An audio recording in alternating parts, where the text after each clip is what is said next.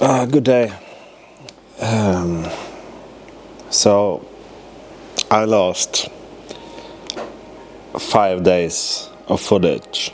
So while doing this video, I'm gonna tell you a bit about the things which I lost the footage, what should have happened in this video. Not this video, but in the video that should have been posted today instead of this one. This should be posted next week and so on.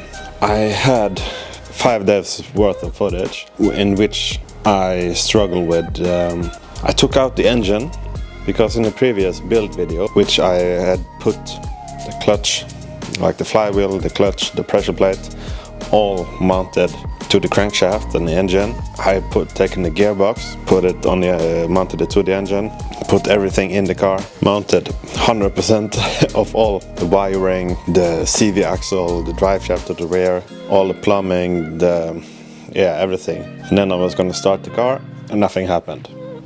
So I had to take everything apart to see what was wrong. From there, all the footage from this point on, I lost. And during these 5 days, I took the engine and gearbox apart, put them back together, took them apart again, put them back together. I don't know how many times, I lost count, really. The problem I had, that the engine and gearbox did not turn over. I took the engine and gearbox out, and tried to turn it by hand. Like I put the wrench in the front of the engine on the crankshaft and tried to turn it. Nothing happened. Like I would break the tool, break the wrench before anything would turn. Took the gearbox and engine apart. Then I disassembled the pressure plate and the clutch. I measured the flywheel, my new flywheel, up against my old one to check if the diameter of the flywheel was similar and if the distance between like the crankshaft to the teeth on the flywheel was also the same distance. It was the same distance. At this point, I could not find anything wrong with the flywheel. I could not find anything wrong with the throwout bearing. I could not find anything wrong with the way I mounted it. There was a guy coming by because he wanted to buy some of the S3 parts, which I have. And he's a mechanic, so I asked him, like, do you have any tips? And I told him how I mounted all the stuff. And he said, like, yeah, it sounds like you're doing everything correct. And he said something about on the clutch, sometimes it says like gearbox in German, or it could be even English, but since it's German car, German engine and everything, German parts which I bought, it sometimes says something like gearbox, because it was written this on his new clutch which he bought. Like we was talking like which sides usually go outwards towards the gearbox and which side is usually facing the engine. This side, which is like building, have more material, usually faces the gearbox. I don't know if it's possible to see. Like this side has more material here in the middle, in the center, compared to this side, which is pretty flat. We all agreed this is usually how, yeah, it looks like actually this says gearbox side on this clutch. I'm not sure if this is correct, but because I don't know German, but German is kind of close to Norwegian. So here we were trying to figure out which side, because hopefully I have footage of the clutch, like both sides. I took them on the phone and I probably did not delete them. That this side, yeah, this is like what I said, like the side with most like material is facing the gearbox usually. And you can probably already understand why I say usually. I think it was Eric who was measuring the throw-up bearing, distance between the throw-up bearing and the clutch. What he found out, like imagine this is not the old clutch, this is the new clutch. And imagine that the clutch is mounted on the flywheel, like so. And then you have the pressure plate.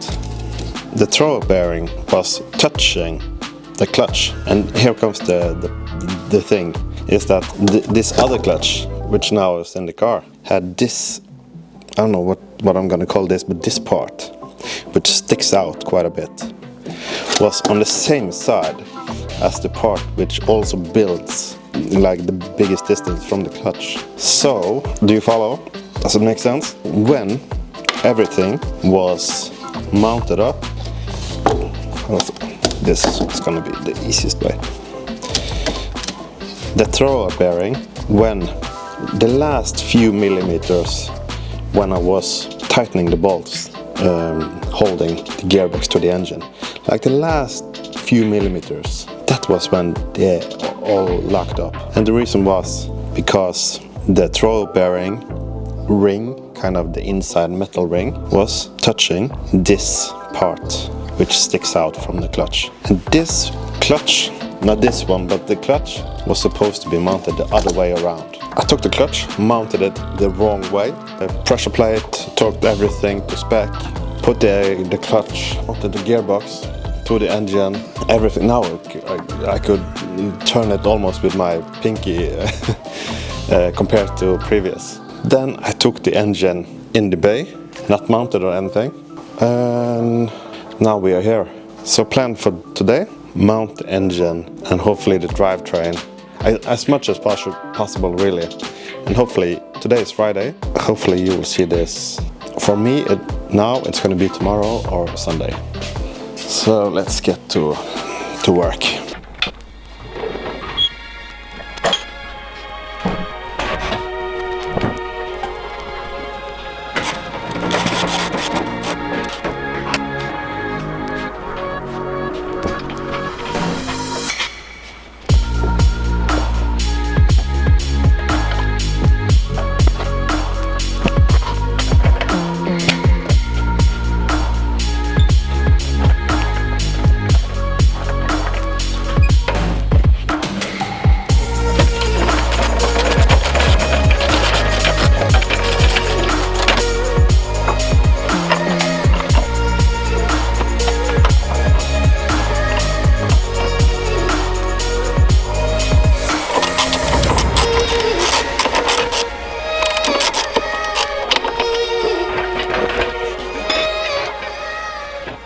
So one thing I did while I was kind of waiting for my computer to get fixed was I went to this website, United24, and I donated money. I'm gonna go now, United24. So this is the website. I'm gonna donate. Click donate. It's not in focus, but it's the bright yellow button. And then you can choose what you want to donate to. Yeah, choose one and choose one. Which currency you want, just for reference. I'm gonna donate €1. Oh, donate with Apple Pay. Okay, let's go ahead. Double click. Processing.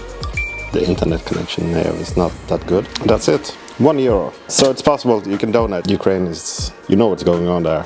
My point is, of course, that it's possible to even donate €1, $1, 1 hryvnia, or you can donate more. Well, it's when you're doing something good in the world, you can do the same. Link below. I'm gonna eat now. So now it's just the rest. Unhook this, attach everything that goes to the engine. I think I will start with this. I will probably not film everything, but I will start with this and probably take the drive shaft to the rear, because that's like very difficult to get to once the exhaust and a couple of other things are there, like piping from into the turbo and so on.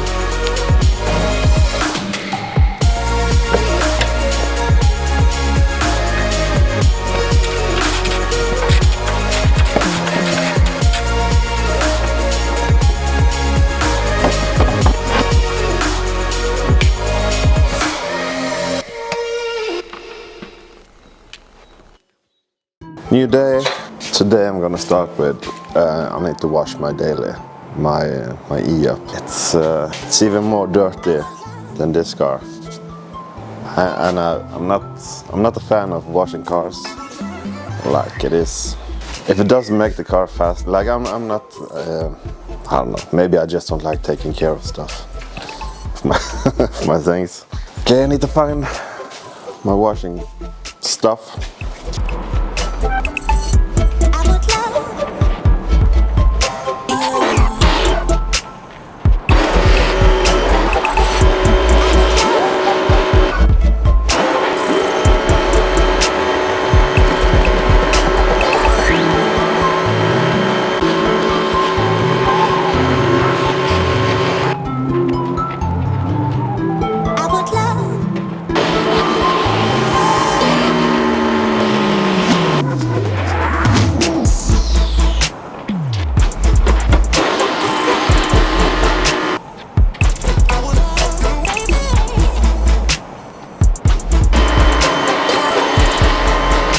So yesterday I put the drive shaft, it's connected. I don't remember how much or how little I filmed. But the drive shaft is connected now. Of course the gearbox mount, engine mount, the dog bone, that's it really. This pipe, the intake pipe, which is really, it's a bitch to, to get to. Because I put this on before I put the engine in the bay, because it's really a struggle to get the piping into the turbo with the brake booster and all the stuff going on. But I managed to do it, and now it's just the rest.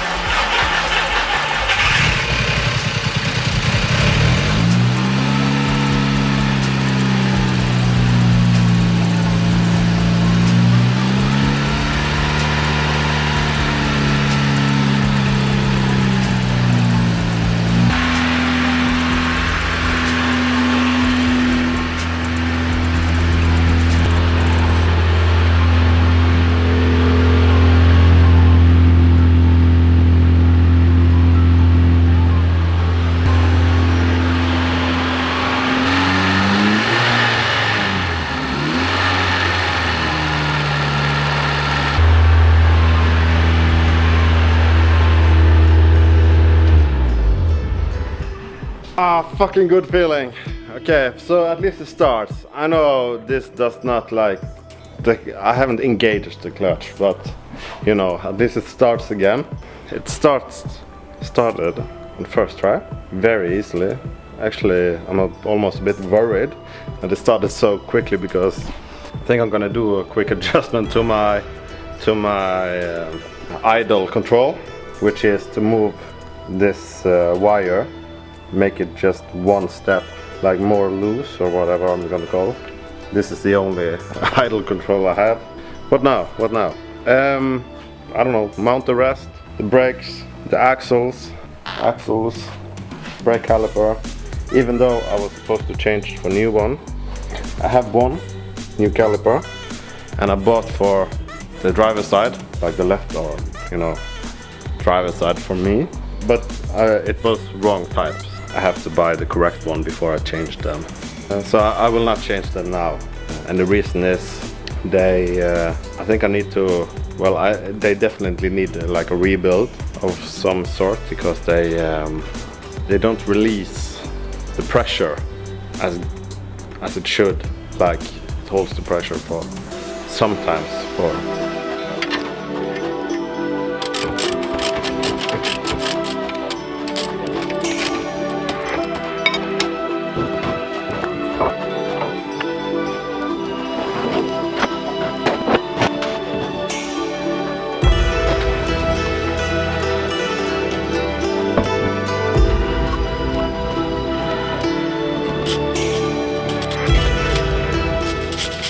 car. Even got the fenders on. I'm gonna test the brakes, if the brake seems to work. Then if they work, need to move this car.